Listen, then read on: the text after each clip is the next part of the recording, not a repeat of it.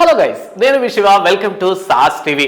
మీకు అర్థమవుతుందా ఈ మధ్య కాలంలో జనాలు ఎలాంటి సినిమాలు ఇష్టపడుతున్నారో చాలా క్లియర్గా ఒక సర్వే అయితే అది చెప్పేసింది అనమాట మనకి. సో ఆ సర్వేనే కింగ్డమ్ అండ్ అలానే హిట్ 3.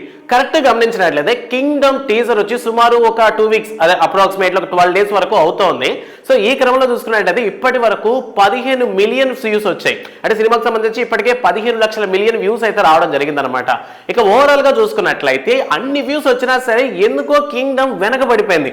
ఎందుకు గల కారణం ఏంటంటే రీసెంట్ గా హిట్ సిరీస్ నుంచి హిట్ 3 యొక్క టీజర్ రావడం జరిగింది. సో ఈ టీజర్ కానీ చూసుకున్నట్లయితే గంటల్లోనే కాదు కొన్ని క్షణాల్లోనే మిలియన్ వ్యూస్ దాటేసింది.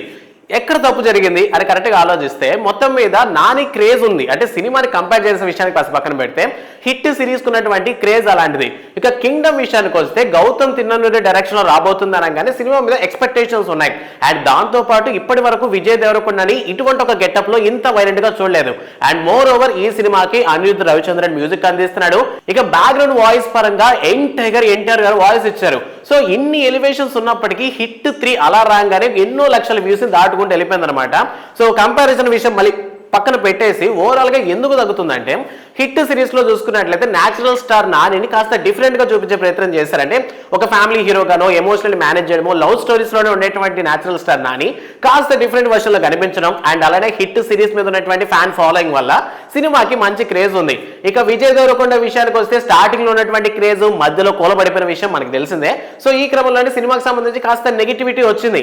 అయినప్పటికీ రిలీజ్ అయినటువంటి టీజర్ ని చూసి జనాలందరూ వావ్ కొత్తగానే ఉంది అనుకున్నారు. అంతేకాకుండా మాస్ డైరెక్టర్ అయినటువంటి సందీప్ రెడ్డి వంగా కూడా ఆల్రెడీ విజయ్ దేవరకొండ గారి గెటప్ మీద కూడా కామెంట్స్ చేయడం జరిగింది. అంటే ఓవరాల్ గా బెస్ట్ గా ఉందని చెప్పి. సో ఇంత వైపు ఉన్నా సరే ఎందుకో హిట్ కొట్టేస్తుంది, అంటే హిట్ కొట్టేస్తుంది అన్నటువంటి మాటలు అయితే బాగా వినిపిస్తున్నాయి. బట్ ఓవరాల్ గా సినిమాకి సంబంధించి కాస్త డిఫరెన్స్ ఉంది. అంటే రెండు సినిమా రిలీజ్ డేట్స్ కి సంబంధించి మధ్యలో ఒక 1 మంత్ గ్యాప్ ఉంది.